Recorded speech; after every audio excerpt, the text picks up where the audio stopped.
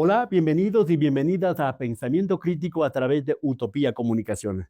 Seguimos conversando en esta coyuntura, estamos en elecciones, estamos en un proceso político con miras a la segunda vuelta que será el domingo 13 de abril.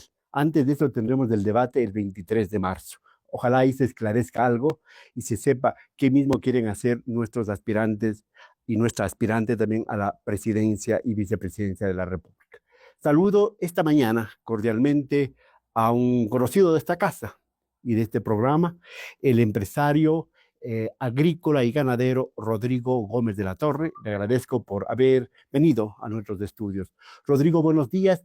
Tú como empresario, como hombre inquieto, interesado de la política, un productor, ganadero, como digo, agropecuario, ¿cómo has visto el desarrollo de la campaña electoral en su primera vuelta, los resultados de la campaña electoral y de las urnas ya, tanto para el binomio presidencial, que tenemos dos ya, Luisa González con el señor Diego Borja y el señor candidato a presidente Daniel Noboa Asín y su candidata vicepresidencial, la señora María José Pinto.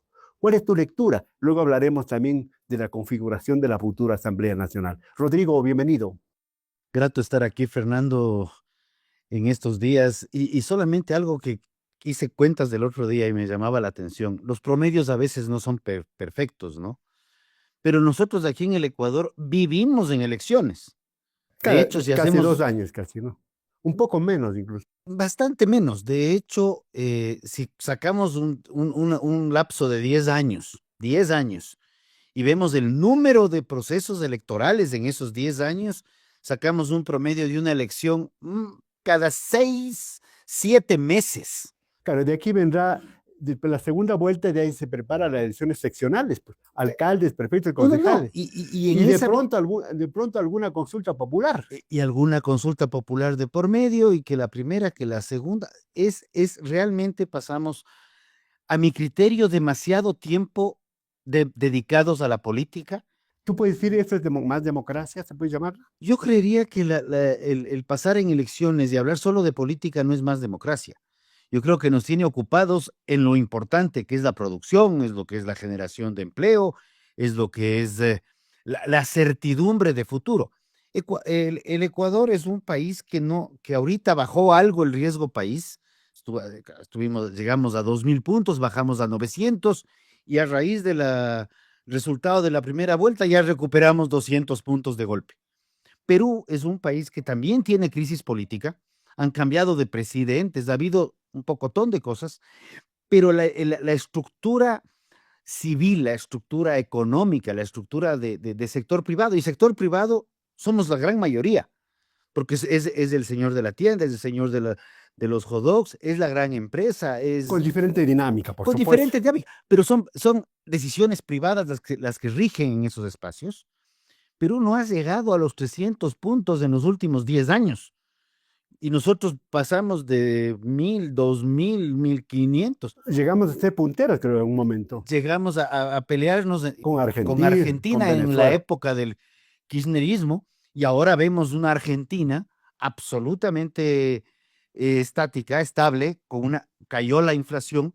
Sí, va a haber cuestionamientos. Pero ¿reprimiendo qué?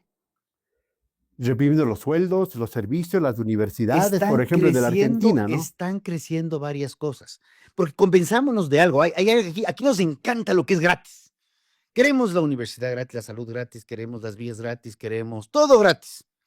Lo que no nos damos cuenta, si yo te doy este esfero gratis, es porque Gracias. yo me estoy sacando el cuaderno tuyo de debajo de la mesa y te meto el Pero IVA, para que no el sea ICE, gratis, el hipotéticamente, impuesto. tienes que generar trabajo, pues. Pero es que La el gente, si trabajo, tiene trabajo, es que ahí va a vamos. poder comprar con su propia plata. Si no, ¿Por qué decía yo que hablamos demasiado de política? Porque hablamos tanto de política que generamos incertidumbre política. No sabemos qué va a pasar. Chuta, cambiaron de ministro de no sé qué, y se podrá hacer un trabajo, no se podrá hacer otro trabajo. El caso de las oye, de Rodrigo, pero generación, la mayoría han sido solamente empresarios que han gobernado este país. Empresarios o déjame, representantes es del que empresariado. no es solamente quién está a la cabeza, es cómo está la estructura social en general y de la sociedad misma. Revisábamos el otro día, Billonaco 2 y 3, el proyecto eólico en la zona de Loja, ¿ya? Se firmó en el 2020, todavía recién parece que van a comenzar a ejecutar el proceso Claro, constructivo este año. Con Moreno se firmó.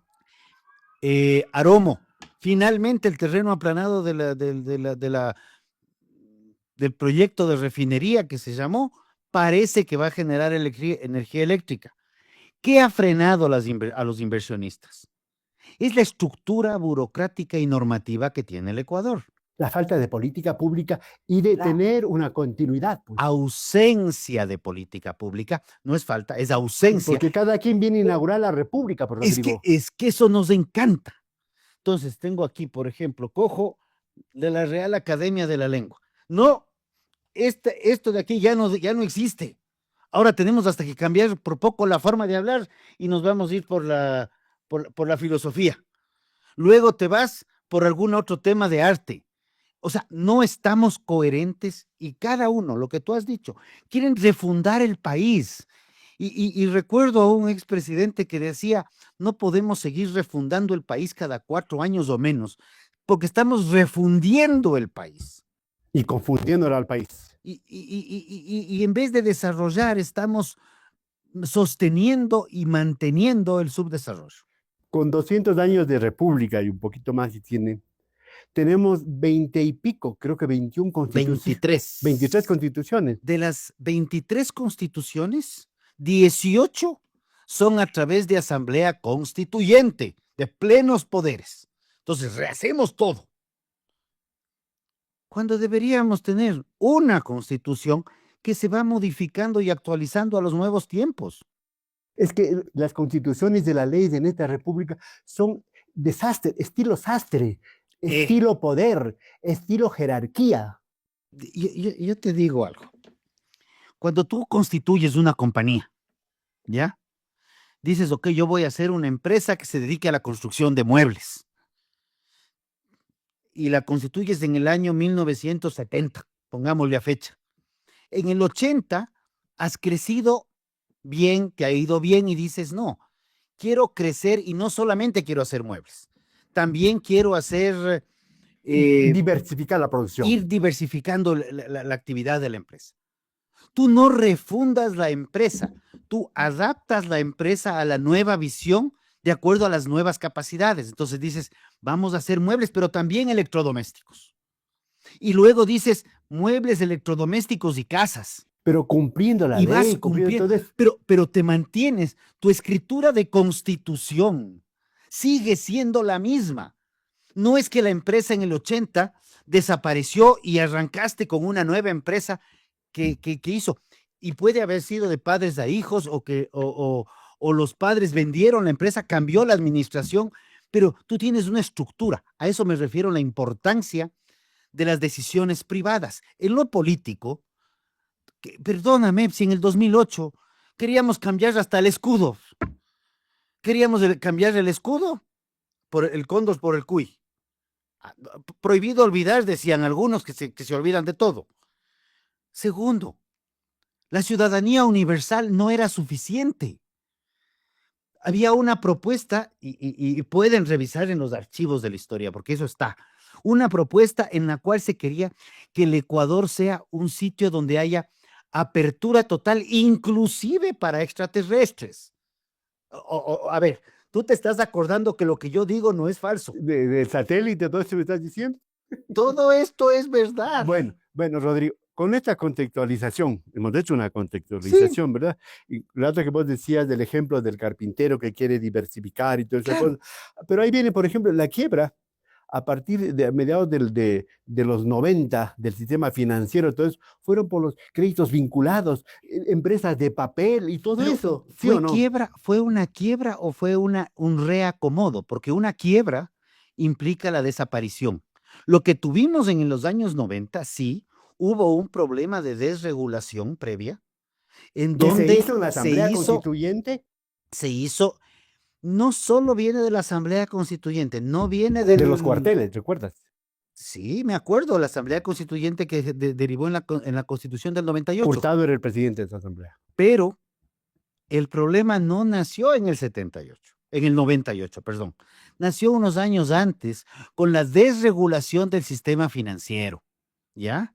Y también, y Y los acordémonos, socialcristianos hicieron su ahí manejo, ¿verdad? hubieron lo que tú sí has dicho, leyes a la medida, no leyes al país ni leyes con una visión de futuro. Y ahí viene un tema. Algo que yo he reclamado mucho es los asambleístas. Ahorita tenemos dos movimientos que van 67, 66. Cabeza a cabeza como en el hipódromo, digamos. Cabeza a cabeza como en el hipódromo, y qué bueno acordarse de las carreras de caballos tan queridas en el Ecuador. Pero hay un detalle. Cuando tú haces una ley, ¿ya? No es por un tema de vanidad o porque tengo que cumplir con un requisito de presentar leyes. Yo creo que también la Asamblea tiene una responsabilidad muy grande y es evaluar las leyes que se han aprobado. Por ejemplo, Hacer un seguimiento. sí, pero también una evaluación. Si nosotros tomamos, y voy a tojarte un ejemplo que es palpable el día de hoy, si nosotros tomamos la ley, a mi criterio, mal llamada de justicia laboral, ¿ya? La que se aprobó en el 2015, ¿ya? Esa ley, las consecuencias nefastas de esa ley fue que de un 49.6 de empleo pleno, se perdieron 4 puntos porcentuales de empleo ese año. A raíz de la aprobación de la ley, el empleo pleno se fue a pique. A esa ley yo le agregaría otra ley, la ley humanitaria. La ley humanitaria es una ley que curiosamente no tiene nada de humanitario, según el criterio de mucha gente. En el peor periodo de la pandemia, cuando lamentablemente no son comparables las encuestas, pero en el diciembre del 19, nosotros teníamos 38.3, 38.4% de empleo pleno. Nosotros llegamos al 20% de empleo pleno en el Ecuador, porque había efectos externos que nos impedían salir a trabajar. No podíamos ir a las oficinas, estábamos confinados a hogares. Claro, el empresario tiene que ver cómo paga, pues no puede vender, no puede trabajar, pero los derechos. Y el SRI a los impuestos. La ley humanitaria lo que hizo fue dar herramientas para poder sostener el empleo. Y curiosamente te voy a decir algo. En los primeros 3 meses de la pandemia se perdieron 300,000 empleos.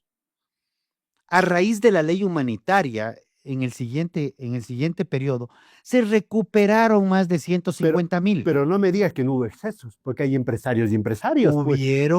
Hubieron ciertos excesos y de hecho, que hasta ahora están vigentes. Y de hecho, el veto presidencial propuso ciertas cosas que yo creo que debían haber sido aprobadas, que hubieran derivado probablemente en más excesos, pero que la Asamblea le dijo, esto de aquí no, la fuerza mayor tiene que ser probada en varias condiciones. Rodrigo, bueno, una contextualización muy importante. Para cabalgar ahora sí, al asunto de las elecciones del pasado 9 de febrero. ¿Qué piensas tú? ¿Estamos en vísperas de un bipartidismo? ¿La defunción de los partidos tradicionales como socialcristianismo, como el Partido Socialista, el Creo que no es tradicional, Construye que apareció a raíz de la desaparición de Construye y luego con la muerte de Villavicencio se consolidó y llegó con 28 asambleístas? ¿Qué pasa? ¿Cuál es tu lectura de eso? A ver, en los últimos años, y vámonos 8 años atrás, hemos visto que la estructura de Revolución Ciudadana más o menos se ha mantenido estable. Y la que va atrás o adelante, haciéndole contrapeso, ha ido modificándose. Sube y baja, sube y baja, sube y baja. Aparece una, desaparece. En el 21 se peleaba con Creo. En el 23 se peleó ya con la estructura de coyuntura en ese momento que tuvo el actual presidente Noboa. No nos olvidemos, no recuerdo con quién estaba. Ahí tienes. No sé cuánto se llama, un partido del primo o del hermano de Moreno. De Moreno. Sí. Actualmente es ADN. Entonces yo lo que vería más bien es que esto obliga a dos temas. El primero, estar conscientes que el famoso y mal llamado Código de la Democracia no funciona y que creo que sí debemos repensar un poco una ley de partidos políticos donde haya, así como en alguna medida lo menciona el código, pero haya cumplimiento de lo que se dice. Si tú ya pasaste un número de elecciones y llegaste a un cierto punto, tienes que migrar de movimiento a partido, tienes que estructurar escuelas de formación política, porque no puede ser posible. Y antes de hablar en micrófonos, hablemos del off the record. Hablábamos de Unidad Popular. Unidad Popular saca una votación. El ex MPD, ¿no? El ex MPD saca una votación histórica hacia abajo, muy por debajo, probablemente muy por debajo de los adherentes que tienen registrados en el Consejo Nacional Electoral. Lo mismo que pasa con Creo, lo mismo que pasa con Construye, lo mismo que pasa con Social Cristianos. Más bien, estamos viendo que necesitamos algo que sea un poco más flexible si cabe en los nuevos tiempos. Ya no tenemos estructuras doctrinarias y yo sí creo que deberían ser más doctrinarias. ¿Tú crees que con una ley de partidos políticos y no con este llamado Código de la Democracia que lo permite todo, se puede hacer, por ejemplo, que no hayan partidos o movimientos de alquiler, que no hayan candidatos aventureros y compradores de la candidatura, que no haya así?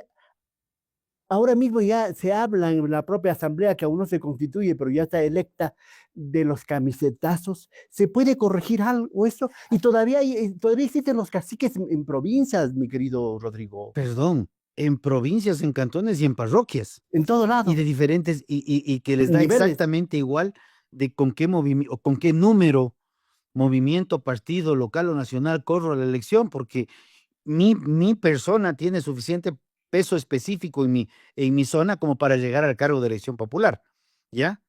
Y recordemos que hubo un partido que se creó desde el IES, que en su primera elección, Ramiro González. avanza, que en su primera elección precisamente lo que hizo un barrido nacional y saca la fuerza que saca, porque escogió a los caciques de las distintas zonas geográficas. O sea, hay que tener claro eso. El cacicazgo no lo vas a desaparecer, porque viene con una connotación de la sociedad como tal, ¿ya? Pero sí una ley de partidos puede, no te voy a decir obligar a que no te puedas cambiar de camiseta o votar el partido. Eso ya no puedes tampoco coartar la libertad del funcionario, pero sí puedes definir, por ejemplo, que para poder correr las elecciones haya tenido que estar como adherente. Algunos años.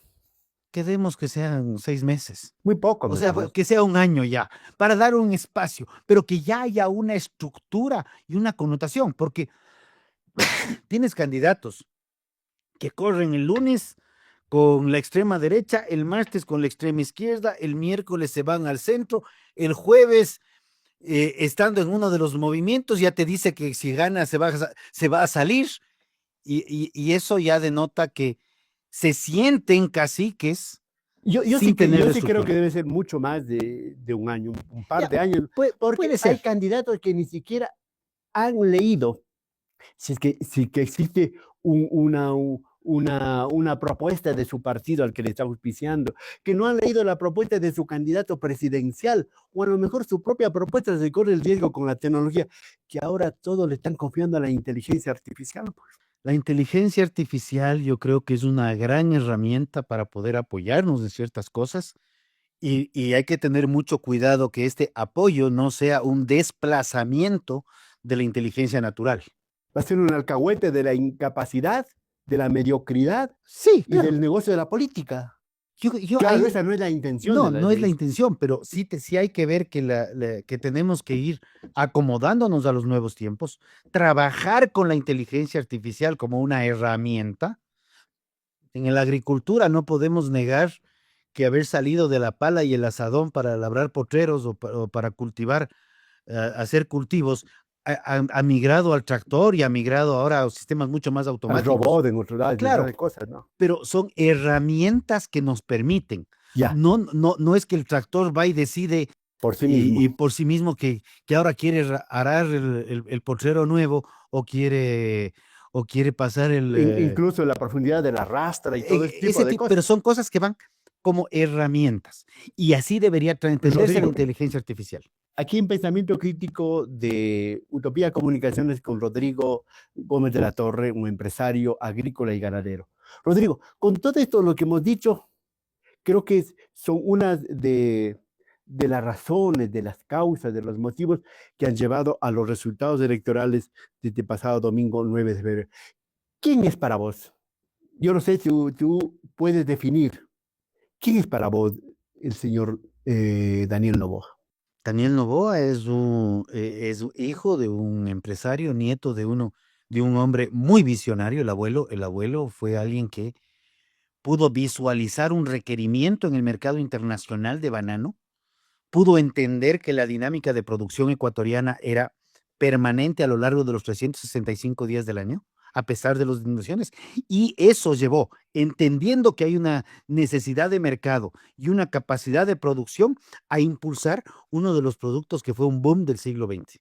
La historia lo dice, muchos No hay dónde comentaristas darle vueltas. lo dicen, por ejemplo, que el bendito señor Luis Noboa Naranjo, ambateño de nacimiento creo que era, Guarandeño. o guarandeño, él nunca terció para las elecciones, él nunca fue ni ministro, creo, nunca, pero él ponía autoridades, él apostaba a todos los candidatos y a la fin ganaban.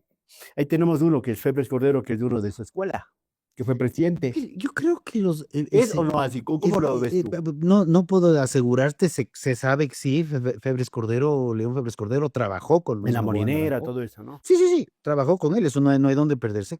Y no fue un mal presidente al final del día, ¿ya?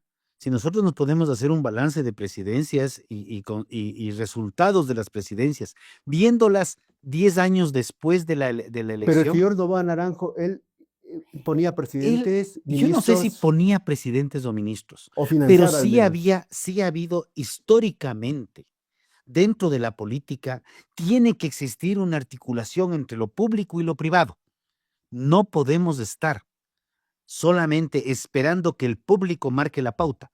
A mi criterio, a mí me encantaría ver más bien una estructura privada Ya hay una ley que ahora de determine. público-privada, ¿no? No, eso son alianzas público-privadas, eso es otra historia. Sí. Pero que haya una estructura en la cual el sector privado se siente y diga, a ver, servicios de rentas internas, ustedes quieren recaudar 3.000 millones más. A ver, ¿qué vamos a hacer?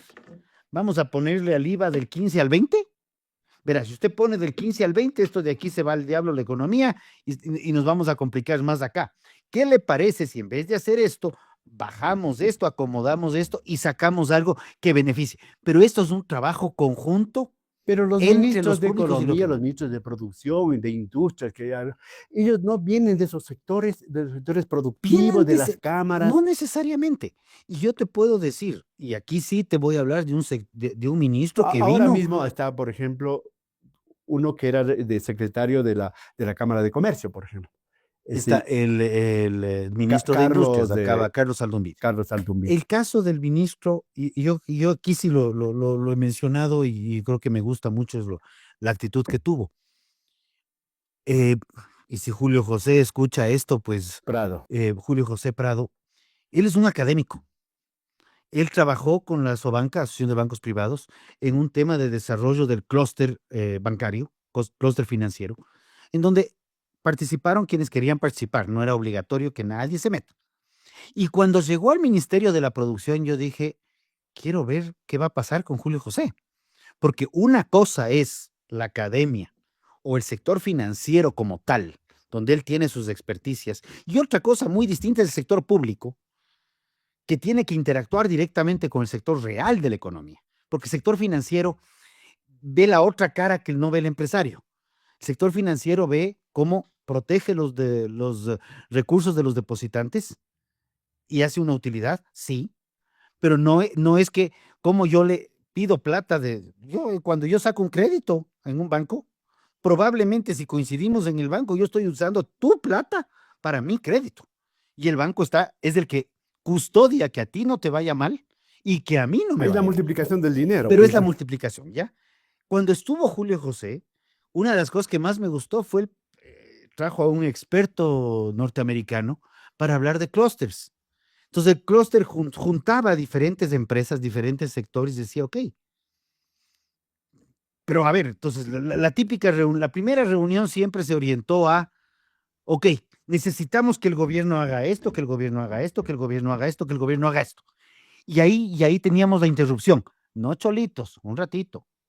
Ustedes tienen esta fortaleza, esta fortaleza, esta fortaleza. ¿Cómo ustedes, entre privados, suman sus fortalezas para no depender del gobierno?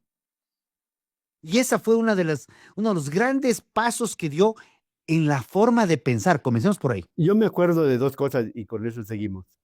Por ejemplo, del ministro Campana, ministro de Moreno. Pablo Campana, ministro de Lo mismo de Prado. Ellos generaron una expectativa enorme en cuanto a la inversión extranjera y no se cumplió nada, pues. ¿Y por qué no se cumple? Porque muchas veces tienes problemas de burocracia, tienes problemas de leyes, tienes problemas de leyes cruzadas o de alguna cápita en alguna norma que te complica. Por ejemplo, cuando se quiso hacer, perdón, que voy a regresar a Villonaco 2 y 3 y Araromo. Perfecto, la plata estaba lista. El problema no fue en el Ecuador, el problema fue afuera con los inversionistas. Ok, tengo aquí tantos millones de dólares para poner en el Ecuador. Una inversión, así como pone el puesto de Jodox, pone el que va a armar un proyecto hidroeléctrico, fotovoltaico, lo que sea. Yo voy a poner tanta plata porque voy a recuperar la plata y voy a ganarme un pequeño margen de utilidad. ¿Ya? Eso es una inversión. Rodrigo, Solamente quiero concluir esto. Termina. Cuando tú pones esa plata, tú quieres ver cómo retorna la inversión. Y justamente en las leyes, incluyendo la ley cero apagones 1.0, no había garantía de pago para el inversionista. Razón por la cual la 1.0 no sirvió para nada. La 2.0 parecería que va a dar resultados. Rodrigo, vamos con esto. Volvamos al señor Noboa. Y ahora el nieto del señor Luis Noboa Naranjo, presidente de la República, 15 meses ya, y quiere ser presidente hasta el 2029. ¿A quién representa ahora mismo? Él representa ahorita ya a un grupo de votantes. Yo creo que es muy difícil. Más que los votantes. O sea, el votante como tal no. Es que tienes que tener esa medición.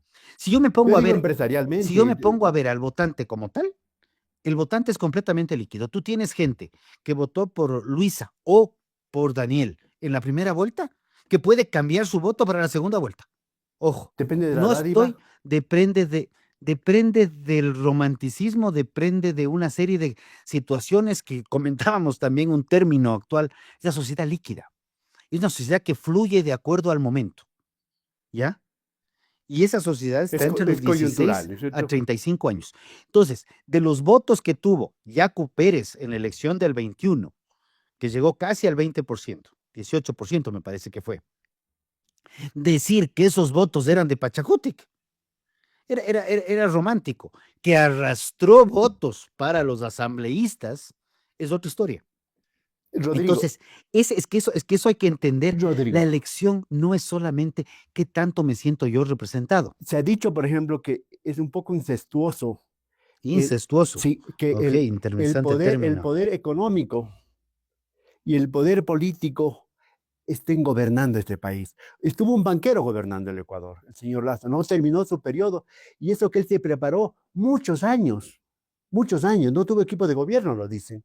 El señor Noboa, un jovencito, que por varias circunstancias llegó a ser presidente, pero también es un empresario que este rato tiene controlado quizás todas las instancias del país, institucionalmente, vos en el caso de las Fuerzas Armadas, de la policía, tiene controlado. Tiene el poder político como presidente. Es para una democracia es esa fusión entre poder político y poder económico. Hay un tema de equilibrio de poderes, ¿ya? El equilibrio de poderes se da en dos instancias. Usualmente hablamos del equilibrio de poderes, presidencia, asamblea, de funciones del Estado, ¿no? El entuerto que se mal denomina Consejo de Participación Ciudadana, que la justicia debe ser independiente. Ya. Esa es una parte del equilibrio de poderes. Cuando tú ejerces el derecho al voto, derecho obligado, no es solamente un derecho o una obligación, es una responsabilidad. Debería ser tomada así. Bajo ningún concepto es un cheque en blanco. Yo voté por Guillermo Lasso, convencido, y marqué la papeleta por Guillermo Lasso. Y ese mismo día que se dieron los resultados electorales, a mí me llamaron a una entrevista. Y yo les dije, claro, es muy público que yo haya votado Le por diste un él. cheque en blanco a un banquero, pues. Yo no le di un cheque en blanco. Y de hecho, en esa entrevista lo digo. Mi voto no fue un cheque en blanco. Tan no fue un cheque en blanco que así como en el proceso de vacunación estuve muy cercano a apoyarlo y a reforzar y reconocer la importancia del sector privado en ese proceso de vacunación, porque no nos olvidemos que las empresas se volcaron a apoyar al gobierno y se generó un equilibrio de poderes. Cuando salió el proyecto de ley tributaria, fui el primero en salir a decir, a ver, cholitos, un ratito, esta ley no puede ir. Y tuvimos encuentros fuertes con el ministro de Economía, tuvimos encuentros fuertes con gente de gobierno, muchos amigos inclusive, porque no era viable. Yo no estuve nunca de acuerdo en esa norma. Y eso, por suerte, tengo en todas mis entrevistas Pero mis cuestionamientos. Rodrigo, no me contestaste hasta ahora. ¿A quién representa el señor Noboa? No, este es un eufemismo que representa a los 4 es que no millones representa, 500 es mil que no votantes. representa, el presidente representa. ¿A quién protege? como- ¿A quién defiende? Ahí sí, esa es otra pregunta que tiene otra respuesta, porque yo te podría contrapreguntar al revés. Olvidémonos un rato del presidente Noboa, doña Luisa No, es González. la siguiente pregunta que No, te voy a no, hacer. doña Tú Luisa te vas a hacer la siguiente González es ¿a quién defiende? ¿A Maduro? ¿A Correa? ¿A Glass? Porque ahí tenemos un problema más grave, porque si Noboa defiende al sector empresarial, generador de empleo, pagador de impuestos, con problemas, pero que paga impuestos, caso contrario no habría tantos millones de dólares en impuestos que recauda el SRI, A pesar de la a evasión. pesar de todos los problemas que hay. Podríamos darnos la vuelta y decir, ¿a quién representa la otra señora que tenemos en sus filas un buen equipo de trabajo que está en México porque no puede regresar al pero no Ecuador? es la vieja confiable decir que en las últimas campañas ha dicho, cuidado porque se desdolariza el Ecuador. Cuidado porque el Ecuador va a ser una Venezuela. Cuidado con eso. Ahora, ¿qué han dicho, por decir algo? ¿Por qué nos preocupamos de lo nuestro? ¿Por qué los empresarios, toda la gente, no ha dicho? El municipio de Quito, por ejemplo, que estuvo buscando la llave para darle al señor González, al presidente electo, electo es el presidente electo que se probó con documentos y pero con no está, actas y no con está todo. proclamado nada. Pero el municipio por eso de decimos, Quito, por eso hablamos de presidente electo. el municipio de Quito no se ha preocupado en exhortar al presidente Noboa que por favor cumpla la Constitución, pida licencia electoral. Bueno, el municipio de Quito no le corresponde ese trabajo. Ya, le corresponde al Consejo Nacional Electoral. Exhortar al presidente que respete a la vicepresidenta de la República. A ver, ahí hay un tema de competencias, ¿ya? Es como que yo le diga al municipio de Quito, ¿por qué no le has dicho nada al municipio de Guayaquil sobre este tema? Porque no le compete, y hablo de municipios en igual jerarquía. Pero nosotros en nuestro país tenemos tantos problemas inconstitucionales, legales, y nos preocupamos de otra cosa con ese criterio de la vieja confiable, Rodrigo. A ver, el tema de la vieja confiable, comenzaste mencionando el tema de la dolarización. ¿Por qué preocupa la dolarización? La dolarización se implementó en el año 2000 con un presidente que poco quieren acordarse, y nos acordamos de lo malo, pero ese presidente hizo dos cosas históricas que cambiaron la historia. No fue de su intelecto lo que salió la dolarización. Por ahí, por ejemplo, la señora Joy Dinata, que ya falleció, jugó ella un rol decía importantísimo. A ver. Dicen los asesores, algunos dicen que Hurtado, digamos, Maguad era el que menos quería la dolarización. Más le asustaba el cambio a dolarización por el tema político. Pero Maguad hizo dos cosas. Ojo, Perú. La paz con el Perú. Eso es un cambio histórico en el país. Y dos, la dolarización, que le guste a quien le guste y le cuadre a quien le cuadre.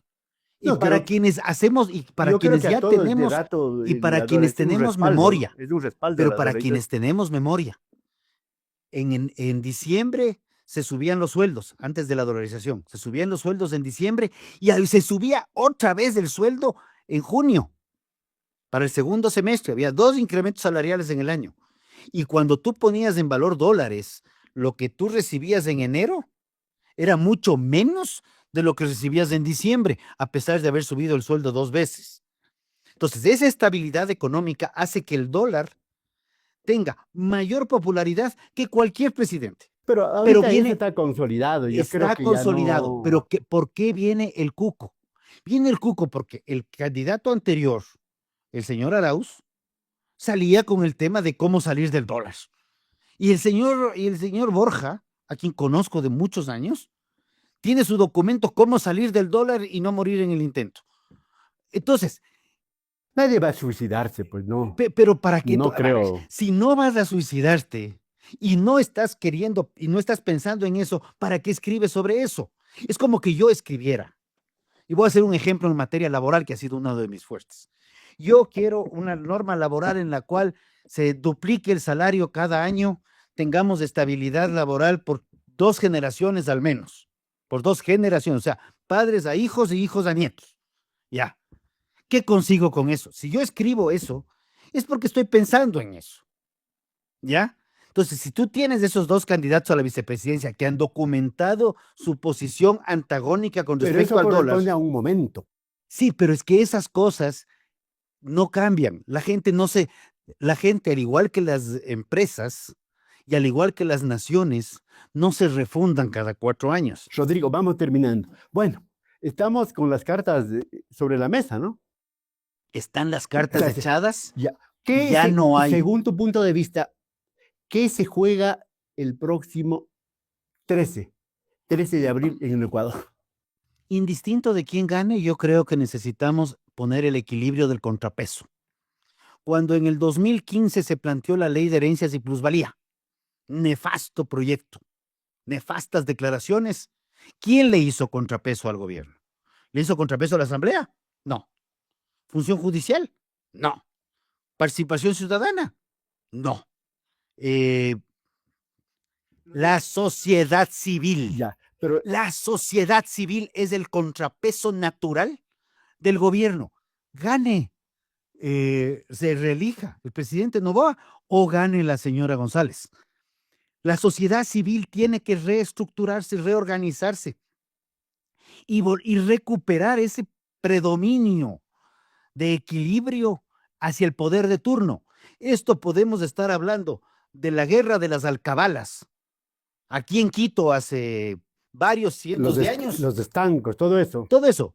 Como podemos regresar, aquí estamos cerca del estatua del 10 de agosto Bueno, pero también. ¿cuál es tu palpito? Vos eres, te puedo decir, tú eres un hombre de derecha. Soy un hombre de derecha y soy Ya. un hombre que adora la libertad. Eres un empresario. Por lo que más Pero sea. no eres un libertario, ¿no? A estas alturas yo ya no me pongo membretes. Yo defiendo la libertad por sobre todo. La libertad, carajo. ¿Por qué no? Carajo es un término muy común aquí. Y lo ha usado la izquierda cuando había un Alfaro Vive, carajo. Ya. ¿Por qué no defender la libertad, carajo? Pero va con diferentes Pero orientaciones, para que no le satanices al carajo, y podemos pensar en un carajillo que con este frío sería maravilloso el café con piquete, para ponerlo en términos pero locales. ¿cuál es tu palpito? A ver, vos, un empresario, un hombre de derecha. En este momento no hay yo creo que las cartas están sobre la mesa, no hay un escenario claro. Como dije, puede haber migración de votos de los votantes de uno al otro. En la segunda vuelta es un nuevo proceso de cero. Pero tanto la primera como esta segunda van a ser con cancha inclinada, desigual, porque el presidente candidato tiene un aparato estatal y tiene unos organismos que le han dejado hacer lo que sea. ¿Tú estás de acuerdo que no haya pedido licencia? Yo creo que ese es un tema altamente cuestionable y lo he mencionado en varias ocasiones. ¿Estás de acuerdo con el trato que le ha hecho a la vicepresidenta? No estoy de acuerdo en el trato hacia la vicepresidenta, pero tampoco estoy de acuerdo en que las declaraciones de la vicepresidenta No desatinada y todo ayudan. eso. No, es que también ponte a pensar. Yo no sé cómo llegaron a estar juntos en un binomio, porque esa firma de binomio es un acto voluntario de las dos partes, pero, pero realmente ¿Tú, tú, ahí también tú como que crees no. que lo que dice el señor Lagasque, el ministro de Gobierno, de impedir que se entre al recinto electoral con celular? Ve, esos temas, yo creo que nosotros debemos dejar también de escuchar ciertas cosas. El portar el celular al recinto electoral o a la urna, perdón, yo a veces voy a votar solo. ¿Qué voy a hacer? ¿Decirle al primer fulano de la esquina, To- guárdeme el teléfono? No va a pasar. ¿Qué va a pasar con uno, con cualquiera de los dos, la continuidad del señor Novoa o del correísmo con la señora Ruiz? Uno de los temas tan preocupantes que es el asunto de la inseguridad, de la violencia y aparejado a eso como causas, pues de la ausencia de Estado, la falta de El empleo, tema de la, la falta de a ver, inversión social, el tema de la falta de empleo tiene que ver con leyes extremadamente proteccionistas, solo leyes. en gran medida. Segundo tema, la incertidumbre para nuevas inversiones. Porque el inversionista que ya está, el que ya está montado aquí, también tiene miedo de contratar Pero ante las desde hace situaciones. rato, porque, Sí, sí, sí, desde hace porque rato. No, no, históricamente no, no, no, negativas las inversiones no, en los últimos no, años. no le echo la culpa de eso ni a Novoa, ni a Lazo, ni a Moreno, ni a Correa. En la época de que ahorita ya ni siquiera puede venir al Ecuador, eh, perdóname, se hizo una evaluación de cuántas normas se cambian en el Ecuador, en todo ámbito, todo nivel de jerarquía. Teníamos una estadística de 4.300 normas por día. ¿Quién quiere invertir? O sea, perdón, estamos aquí en este El local. Ecuador no es atractivo, El el Ecuador Ecuador es tiene una inseguro. estructura burocrática que hace que la seguridad jurídica sea incierta y como nos encanta refundar el país el menor tiempo posible, porque no hablemos de 4 años, si podemos refundarle cada 3, mejor todavía, o cada 2. Eso hace que haya incertidumbre e inseguridad, retirando la confianza para el inversionista, cualquier inversionista. Ahora, déjame completarte. Cuando vemos que la inseguridad está en todas las estructuras jurídicas, izquierdas, derechas, centros, centro derechas y centro izquierdas, ¿ya? Eso ahuyenta la inversión. Si no hay inversión, no hay producción y si no hay producción, no hay empleo. Y tú tienes en el Ecuador sobre los principales casos, los emprendimientos por necesidad, que son múltiples en el Y país. que la mayoría quiebran, obviamente. Y la mayoría quiebran. Y si a esa gran mayoría de empleos tú dices contrate, y tú contratas, y quebraste al año, y tienes una norma laboral que le da al trabajador una estabilidad jurídica de 3 años, obviamente, el tipo lo último que quiere es contratar. Y un detalle, y aquí sí es una cuña comercial, por favor, asesórense, porque en el año 2020 en la pandemia salió un contrato para emprendimiento que sí permite contratar sin ponerse una espada de Damocles en la nuca, esperando que se rompa para acribillar al Rodrigo, emprendedor. con esto termino que seamos rápidos. Sí, El asunto del crimen organizado, del narcotráfico, es transversal ahora. Está topando a todos los sectores. Y el sistema financiero no está exento. ¿Dónde se lava la plata? Y dice en Estados Unidos se lava la plata hasta en Wall Street. Aquí en el Ecuador, ¿cómo está el sistema financiero? ¿Qué está pasando con eso? Se habla del sector financiero, del sector inmobiliario, del sector, de un montón de sectores. gracias. No es solo el sector financiero. Realmente cómo se lava, hay muchas formas y por eso creo que la famosa ley antipillos fue un error, porque la ley antipillos tenía que, en vez de pensar en ponerle solamente el impuesto a los automóviles, tenía que buscarse otras formas adicionales de reforzamiento e inclusive en las cosas que estaban en la ley, publicitarlas de mejor manera, todo el refuerzo a la UAFE, todo el refuerzo a inclusive transparencia internacional con temas de lavado de activos, porque el problema del lavado de activos, bien lo has mencionado, no es un problema del Ecuador, es un problema mundial. Este problema es un problema transnacional y aquí sí debe haber ya una articulación entre países confiables con los quienes se pueda hacer. Contigo es difícil decir ya basta. Con eso sí es lo único. ¿Qué piensas tú de la crisis de gabinete que ha tenido el gobierno? ¿Qué piensas tú de la señora Plasencia, Mónica Plasencia? Palencia. Palencia. Sí, Yo sí, no sé, todos nos no sé por qué le confundimos. dice Plasencia, no sé. Porque el Plasencia es un apellido propio del Ecuador y el Palencia es un apellido que Mexicano. viene de México. ¿Qué piensas? La herencia de ellas, dejar un país, por ejemplo, en los 2 meses y medio, ya van más de 1000 homicidios voluntarios. El 2024, sin haber sido el año más fructífero, entre comillas, de la criminalidad, fue alto como 38% por cada 100.000 habitantes. ¿Qué piensas tú? A ver, hemos visto un patrón que se va repitiendo. En la elección del año 2021, donde se eligió a Lazo, justamente en el mes de enero comenzaron las masacres en las cárceles, masacres extremadamente Y en cruentas. junio se explotó. Explotó, pero fueron en los procesos electorales principalmente. Em, Junio ya vino el acomodo con la parte política, el junio del 22, que fue la otra revuelta en Quito, organizada por un ex candidato a la presidencia, precisamente, liderada por un ex candidato a la presidencia. Pero tuviste una masacre fuerte el mes de enero y febrero, luego bajó un poco los niveles de violencia que se vieron en cárceles particularmente, ¿ya? Luego tú tienes otro proceso de violencia extrema cuando entras del proceso de muerte cruzada y tienes los alcaldes que son asesinados, tienes el asesinato de un buen amigo, Fernando Villavicencio, ¿ya? Que derivan en la elección del 20 de agosto del 2023, donde Daniel Noboa llega a segunda vuelta, ¿ya? Y ahora vemos que nuevamente en un proceso electoral los índices de inseguridad se disparan, ¿ya?